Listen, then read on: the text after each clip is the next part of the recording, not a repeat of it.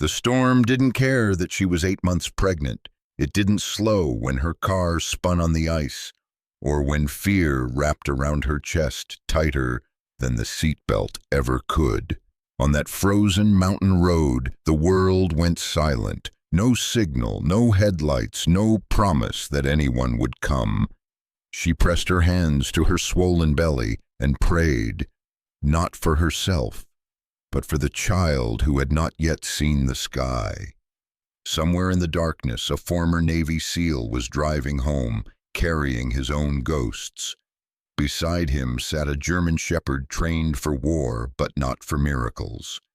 That night, God did not stop the blizzard. He sent a man who chose to turn back.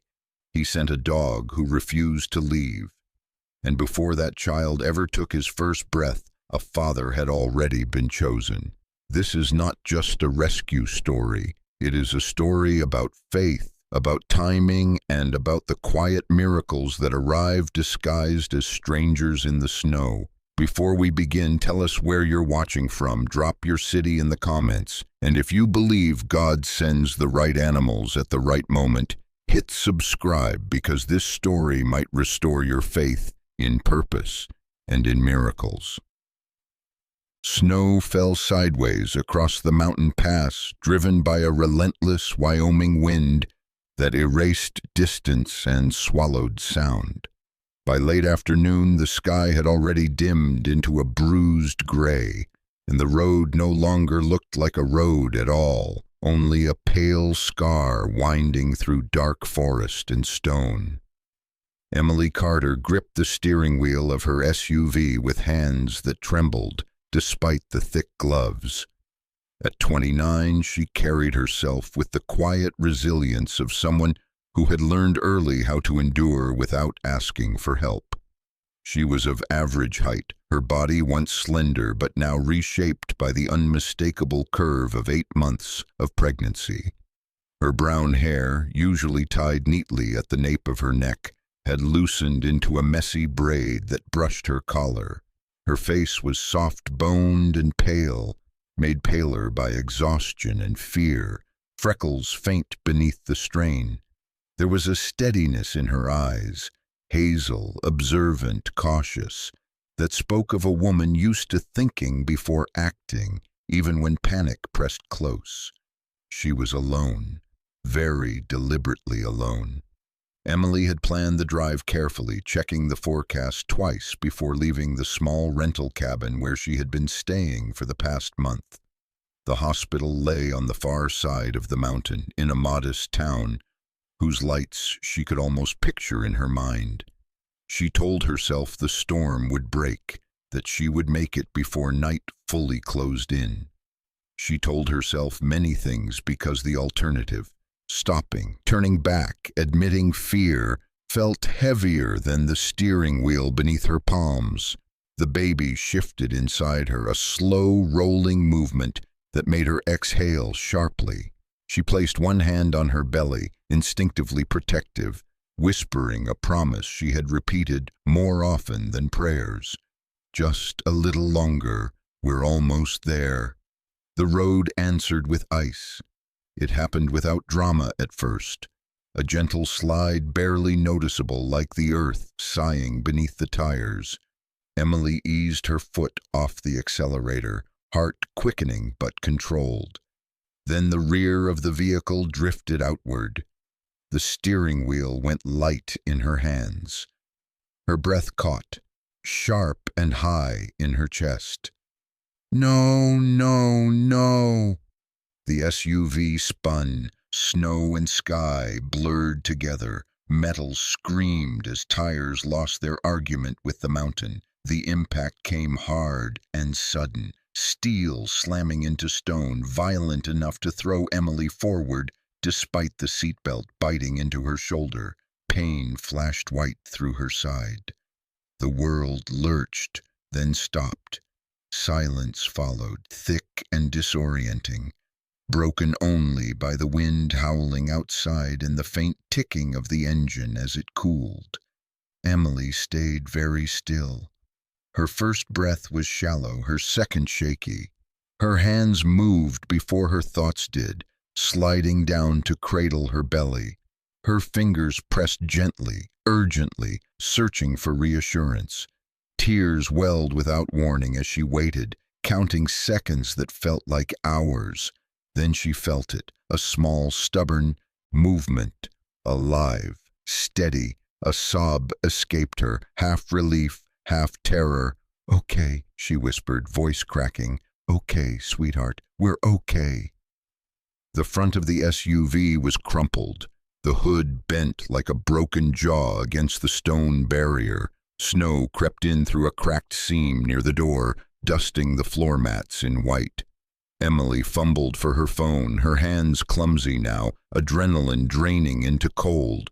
No signal, not even a flicker.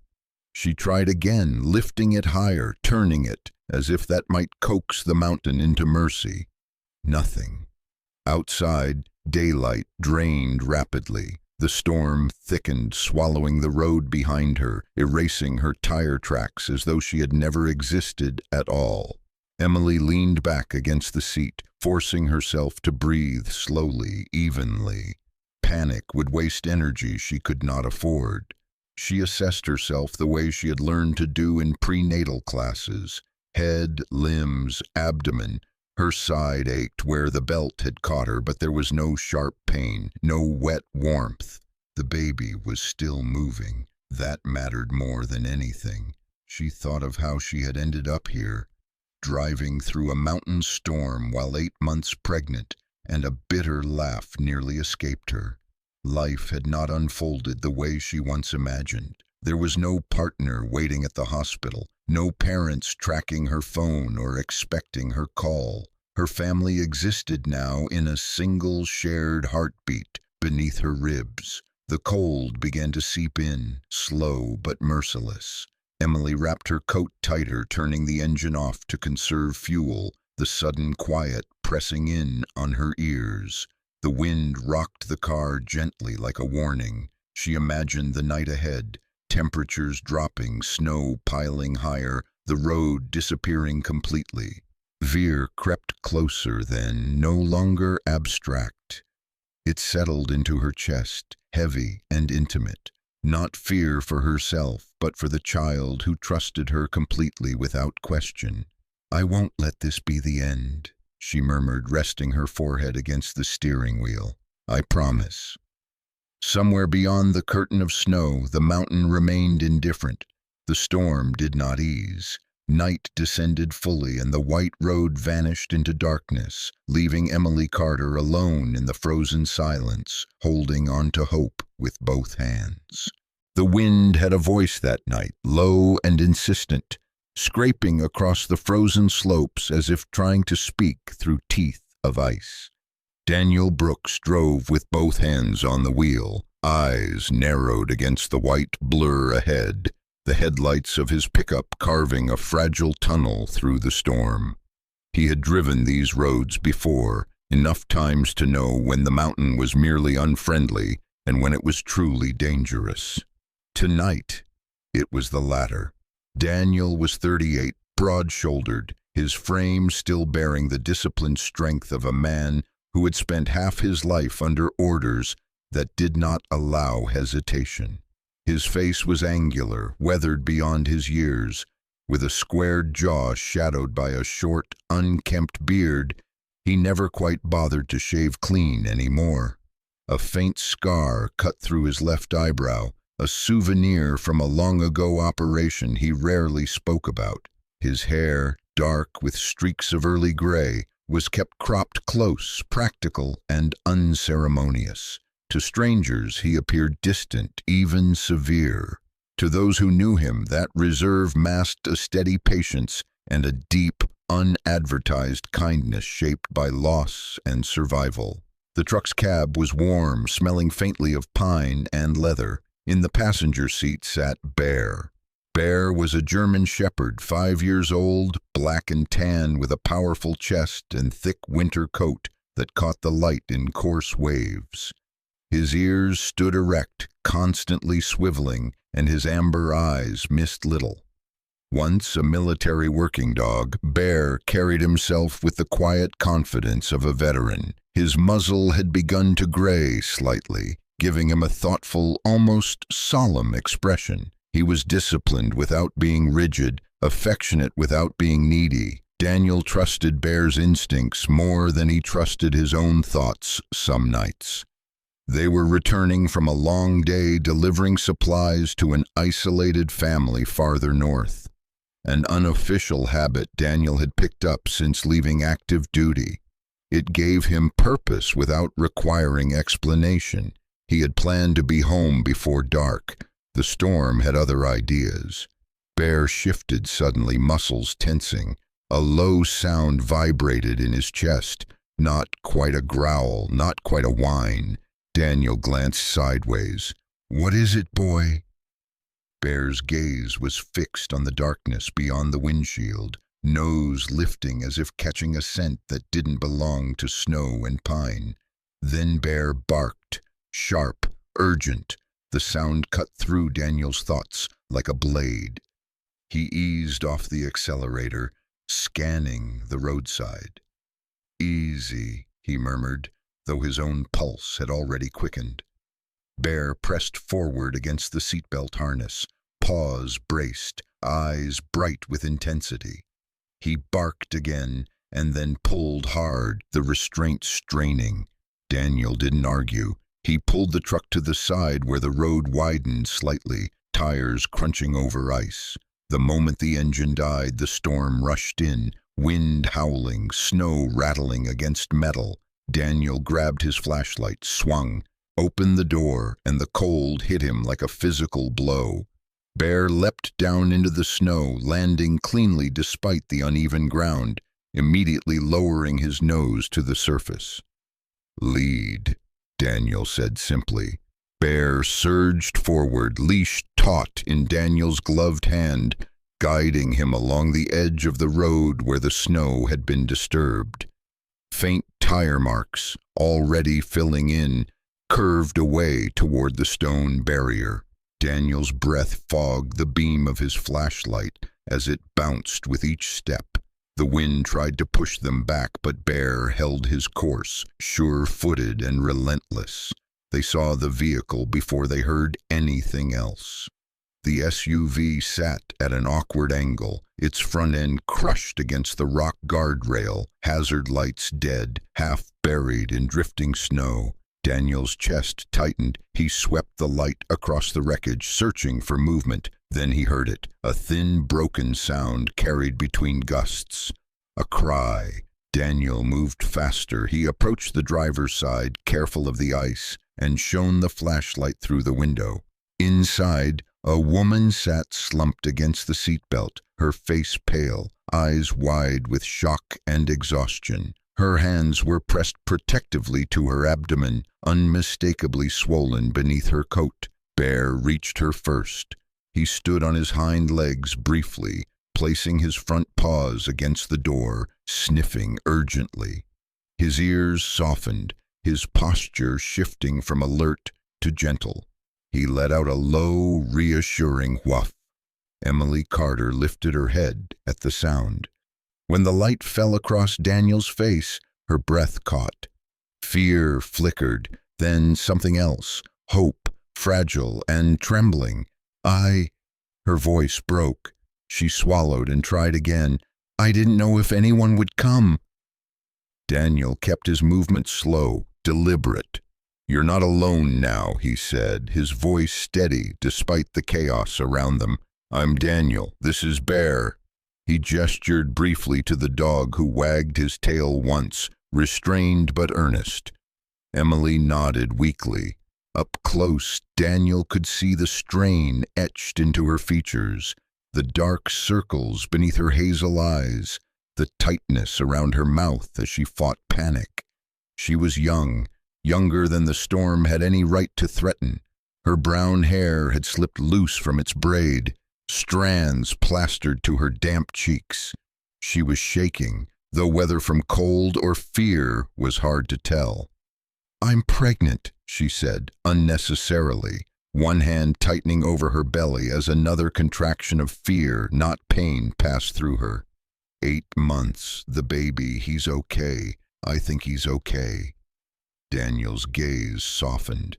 He nodded, already assessing. No obvious bleeding. She was conscious, responsive. The car, though damaged, had held. You did the right thing, he said. We're going to keep you warm and get help. Bear's going to stay with you. Bear, as if understanding his assignment, settled against the door, body pressed close to the cold metal, radiating heat. Emily's shoulders sagged slightly at the sight, relief loosening something deep in her chest. She reached out hesitantly, resting her fingers against Bear's thick fur. He accepted the touch without moving, eyes never leaving her face. Daniel stepped back into the storm to assess the area, marking the location on his GPS despite the poor signal, then returned to the vehicle. Snow had already begun to pile against the tires. The road was disappearing by the minute. Moving her now would be dangerous. We're going to ride this out here, he told her. I've got supplies. We'll signal rescue when the storm breaks. He didn't mention how long that might take. Emily nodded again, tears freezing at the corners of her eyes. Thank you, she whispered. I was so scared. Daniel met her gaze, something old and familiar tightening in his chest. A sense of responsibility that had followed him long after he left the teams. I know, he said quietly, but you're doing great. Both of you. Outside, the wind roared, but inside the SUV, a small island of warmth and quiet formed around a soldier, a woman, and a dog. The storm had not ended, but for the first time since the crash, Emily believed she might see the morning. The night deepened into something heavier, thicker than darkness alone. Snow no longer merely fell. It pressed, layered itself against the world, sealing sound and distance, until the mountain felt cut off from time itself. Daniel worked with deliberate calm, the kind that came not from confidence but from repetition, from having stood too many times at the edge between survival and loss. Emily's breathing had steadied somewhat, but her body continued to shiver beneath layers of clothing and blankets Daniel pulled from his truck. He watched her closely, noting the tension in her jaw, the way her fingers clenched and unclenched against her belly as if silently counting the baby's movements. Her skin had grown paler, freckles fading under the cold, but her eyes remained alert, focused inward, guarding something fragile and irreplaceable. You're doing well, Daniel said, not as reassurance but as assessment. His voice carried the quiet authority of someone used to being obeyed in chaos. Any pain? Sharp pain? Emily shook her head slowly. Just cold and scared. She managed a thin smile that didn't quite reach her eyes. Mostly scared. That's allowed, Daniel replied.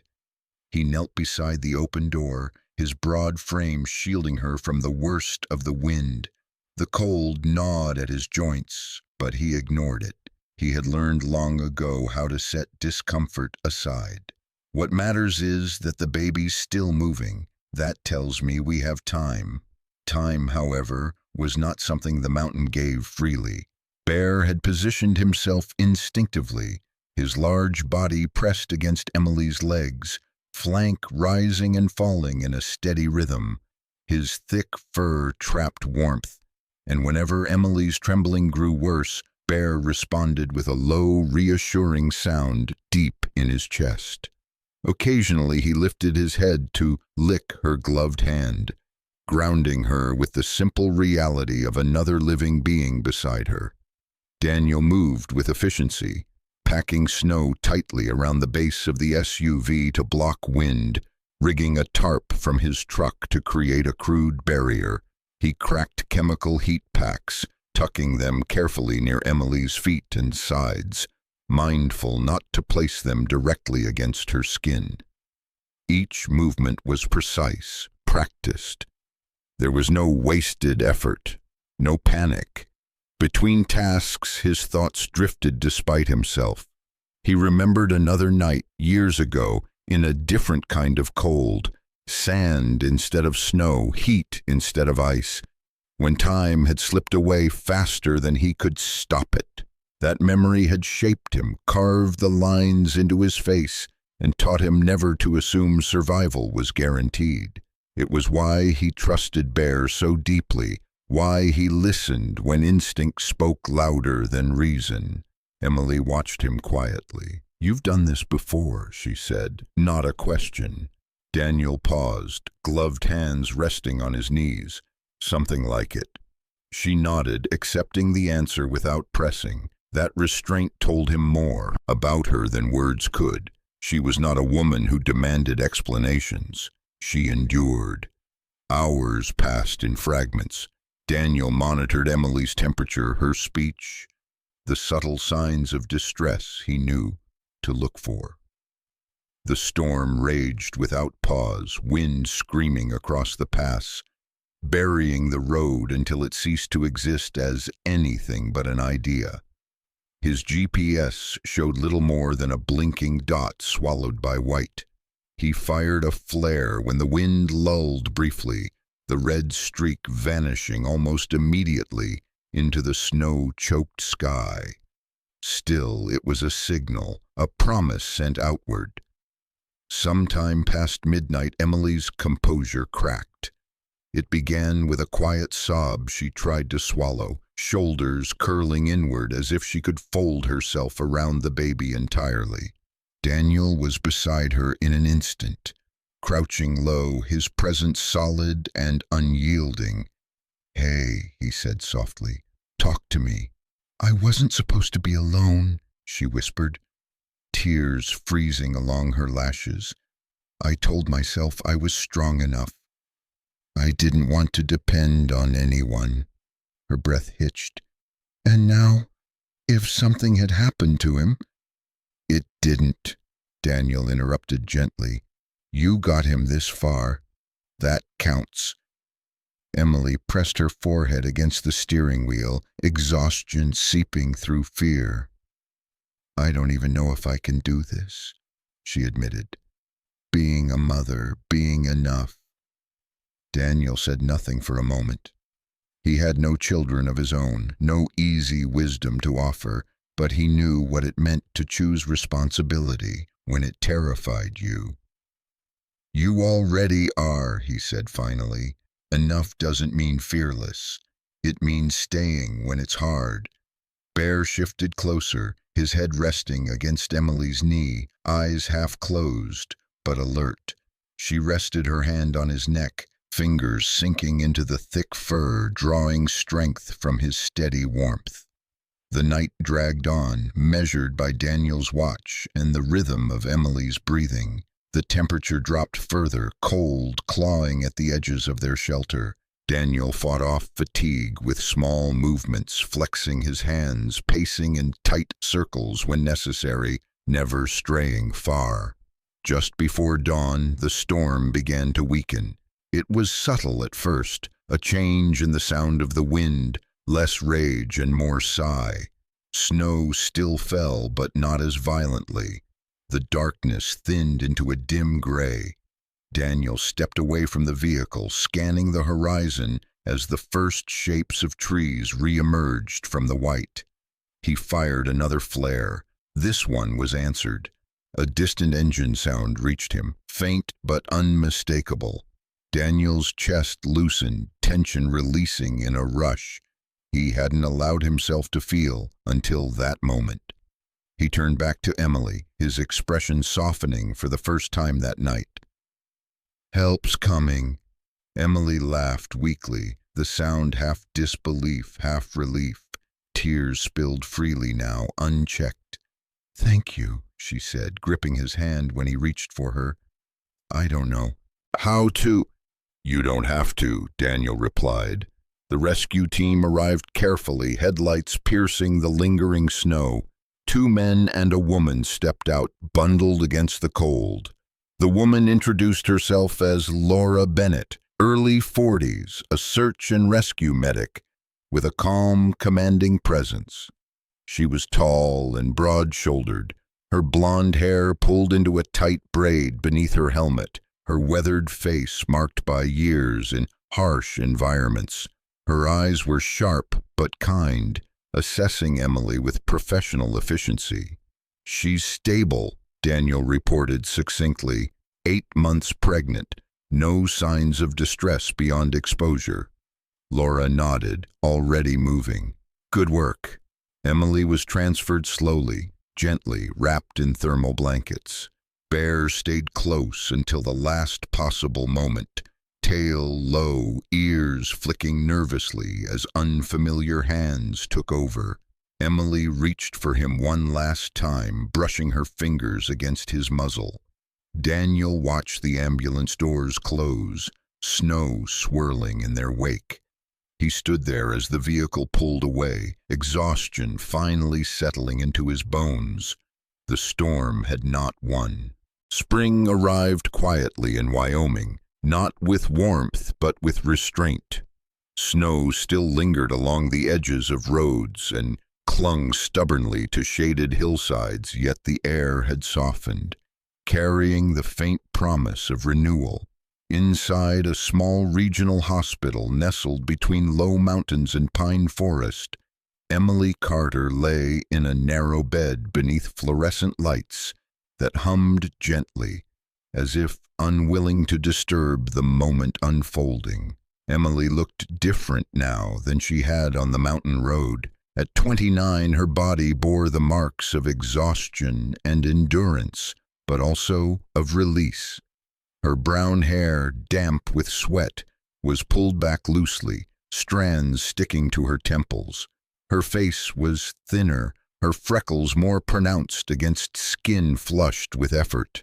Dark circles rested beneath her hazel eyes, yet there was a clarity in them that had not been there before. An alertness sharpened by pain survived, and fear overcome. She looked fragile, but there was a strength beneath it, newly forged. A nurse adjusted the sheets as Emily shifted, cradling the small bundle placed against her chest. The baby slept, his tiny face relaxed, lips parted slightly as he breathed. He was perfect in the quiet, unremarkable way that only newborns could be. Strong lungs, steady heartbeat, healthy reflexes. The doctors had said it all with professional calm, but Emily had heard the wonder beneath their words. The accident, the cold, the long night trapped in snow, none of it had touched him. He had arrived on time, whole and loud, as if announcing his refusal to be defined by the fear that preceded his birth. Dr. Michael Harris stood nearby, reviewing a chart. He was in his early 50s, tall and lean, with silver-streaked hair and wire-rimmed glasses that perpetually slid down his nose. Years in obstetrics had softened his voice, but sharpened his instincts. He had seen miracles often enough to respect them without questioning. "You did well," he said to Emily, his tone warm but measured. "Both of you did." Emily smiled faintly. "He's really okay?" Dr. Harris nodded. "Exceptionally so. No complications. Whatever happened out there, it didn't reach him." Emily closed her eyes, a single tear slipping free. She pressed her lips to her son's head, inhaling the unfamiliar, indescribable scent of him. For the first time since the storm, she allowed herself to believe the danger had passed. She was alone in the room when it happened. The door opened softly, and Daniel Brooks stepped inside, Bear padding at his side. Daniel had shaved since the mountain, though the faint shadow of his beard already framed his jaw again. He wore clean jeans and a dark jacket, but he could not quite hide the stiffness in his posture, the residual vigilance of a man unused to places where nothing threatened. His scarred eyebrow lifted slightly, as he took in the scene. The pale walls, the machines, Emily holding a life so small it seemed impossible that it had survived such chaos. Bear paused at the threshold, ears twitching. The hospital smells confused him. Disinfectant, plastic, human anxiety layered thickly in the air, but his eyes locked immediately on the crib beside the bed. His tail lowered, wagging once, restrained and uncertain. Emily looked up and froze. For a second, neither of them spoke. The months since the rescue had passed with minimal contact, updates through Laura from search and rescue, a brief phone call from Emily once she had settled, her voice steadier then, but still emotional. Seeing Daniel here, solid and real, brought the memory of the storm rushing back. "You came," she said softly. Daniel nodded. "We were in the area." He hesitated, then stepped closer. "How are you feeling?" "Tired," Emily answered honestly. "But good, he's good." Daniel's gaze dropped to the baby. Something unfamiliar tightened in his chest. He had held wounded men, broken bodies, lives slipping away under his hands. But this was different. This was something entirely unguarded. Bear approached slowly, every movement deliberate. He stopped beside the crib, lowering his head until his nose hovered inches above the baby's blanket. He sniffed once, gently. The baby stirred, brow furrowing, then one small hand emerged, fingers curling instinctively around the first solid thing they found. Daniel's finger. He hadn't realized he had reached out. The baby's grip was surprisingly strong, impossibly trusting. Daniel froze, breath caught halfway in his lungs. Bear let out a soft, approving huff, tail wagging once more. Emily covered her mouth, tears spilling freely now. "He didn't cry," she whispered. "That he hasn't cried like that with anyone else." Daniel swallowed. "Guess he has good instincts." The moment stretched, fragile and profound. Daniel gently withdrew his hand, careful not to disturb the baby, who settled back into sleep as if nothing extraordinary had occurred. They talked quietly after that. Emily told him about the labor, the long hours, the fear that still lingered even in safe places. Daniel listened, offering little more than his presence. He was good at that, being there without trying to fix what didn't need fixing. When Bear finally lay down at Emily's feet, resting his head on the tile floor, Emily laughed softly through her tears. "He stayed with me that night," she said. "I don't think I ever said it properly. Thank you, both of you." Daniel shook his head. "You don't owe us anything." Emily looked down at her son, then back at Daniel. Her expression changed, not desperate, not impulsive, but resolved. "I know. That's why this isn't about debt." Daniel felt a familiar tightening in his chest, the warning before something irreversible. "There's something I've been thinking about," Emily continued, her voice steady despite the weight of her words. "Since the storm, since I realized how close I came to losing everything." She paused, choosing her words carefully. "My son wouldn't be here without you, not just alive, but here. And I don't have anyone else, no family, no one I trust the way I trusted you that night." Daniel's jaw tightened. He said nothing. "I'm not asking for anything now," Emily said quickly. "Just someday. I wanted you to know that I see you as more than the man who saved us. You were there when it mattered most, before he was even born." Silence settled between them, heavy but not uncomfortable. Daniel finally nodded once, slowly. "Let's just focus on today," he said. "That's enough for now." Emily smiled, understanding the boundaries he needed. The conversation would wait. Some truths didn't need to be rushed. Outside the hospital window, snow began to fall again, light, unthreatening. Inside, a new life slept, unaware of the storm that had shaped his arrival, held safely between a mother who had learned how strong she was and a soldier who had not yet realized how much his world was about to change. Winter returned quietly, as it often did in Wyoming, not with violence, but with familiarity. Snow drifted lazily across the narrow road leading to Emily Carter's small rented house on the edge of town, the kind of snowfall that softened the world rather than threatened it. Inside, the house was warm, filled with the low hum of a heater and the subtle, ever-present sounds of new life. Emily moved carefully through the living room, her steps slower than they once were, shaped now by routines built around an infant's needs. Motherhood had altered her posture in subtle ways. Her shoulders were stronger, her movements more deliberate. Her brown hair was usually pulled into a loose knot at the back of her head, practical rather than neat, and faint shadows lingered beneath her hazel eyes from sleepless nights.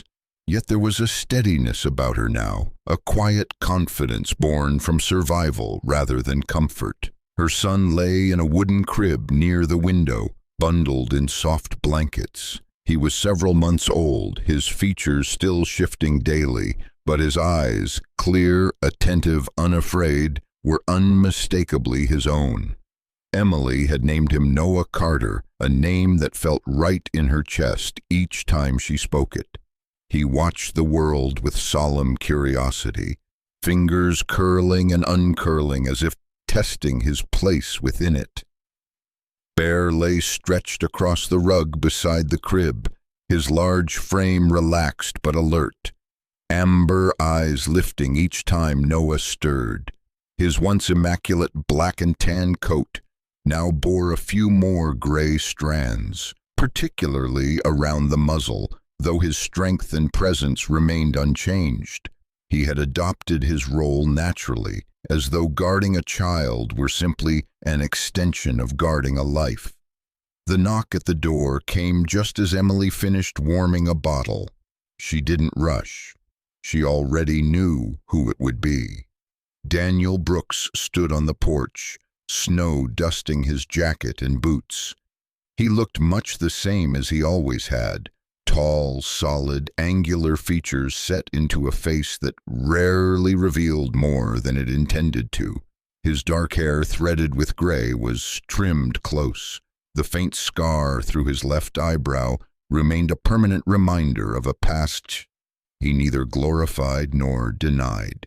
He carried himself with the reserved confidence of a man who had learned to measure his words carefully, shaped by experiences that had taught him how easily everything could be lost.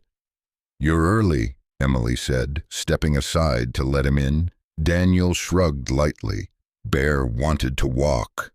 As if on cue, Bear rose and padded toward him, tail wagging once before returning immediately to Noah's side, reassured by Daniel's presence but unwilling to abandon his post. Daniel removed his jacket, hanging it by the door, then paused when Noah let out a small, questioning sound. The baby's gaze fixed on him, recognition lighting his face. Noah smiled, a slow, unmistakable smile that pulled at something deep and unexpected in Daniel's chest. Emily watched him, notice it. She had been watching that reaction for weeks now. "You can hold him," she said gently. Daniel hesitated, as he always did. He washed his hands with meticulous care, movements precise, almost ritualistic. When he finally lifted Noah from the crib, his posture shifted instinctively, arms adjusting to support the small weight. Noah settled easily against him, fingers gripping the fabric of Daniel's shirt. Bear let out a soft huff of approval and lay back down. For a while, none of them spoke. Snow tapped faintly against the window. The moment was ordinary in appearance, yet Emily felt its significance press against her ribs. "I've been thinking," she said finally. Daniel didn't look up. You usually are. Emily smiled faintly. Since the storm, since the hospital, since everything. She folded her hands together, grounding herself. I didn't want to rush this. I didn't want it to be emotional or impulsive. Daniel shifted slightly, tension rippling through him. He had sensed this conversation coming. He had also hoped, quietly, that it might never arrive. I talked to a lawyer, Emily continued.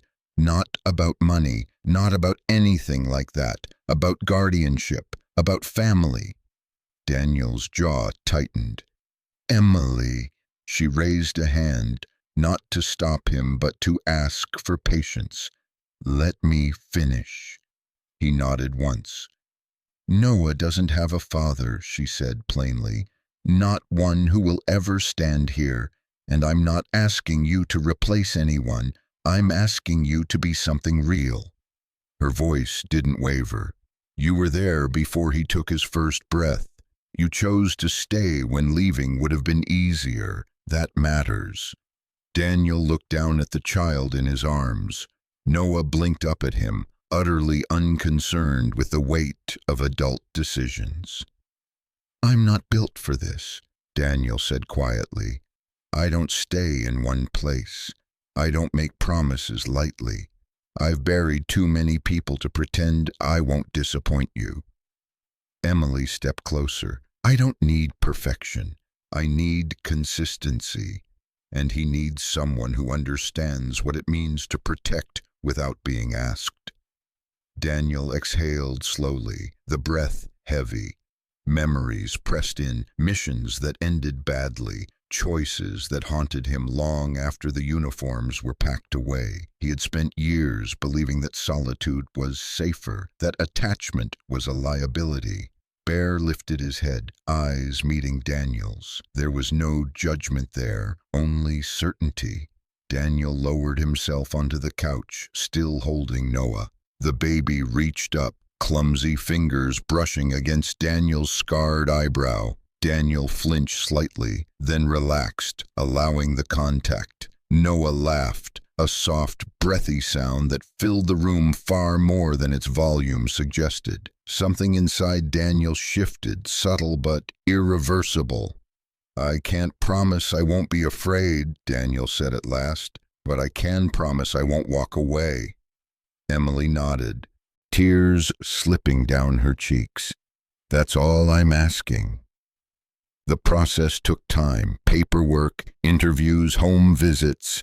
Rachel Monroe, a family services caseworker in her mid-30s, conducted the evaluations with professional distance softened by genuine warmth. She was slender, with auburn hair cut to her shoulders, and an observant gaze that missed little. She noted Bear's presence, Daniel's careful interactions, Emily's clarity and resolve. There were no grand speeches, no dramatic objections, only a steady acknowledgement that this arrangement, unconventional as it was, made sense. Months later, on a quiet afternoon, snow fell again. The cabin Daniel had rebuilt deep in the woods stood against the white smoke curling gently from its chimney. Emily stood beside him on the porch, Noah bundled securely against her chest, Bear sitting between them like a sentinel.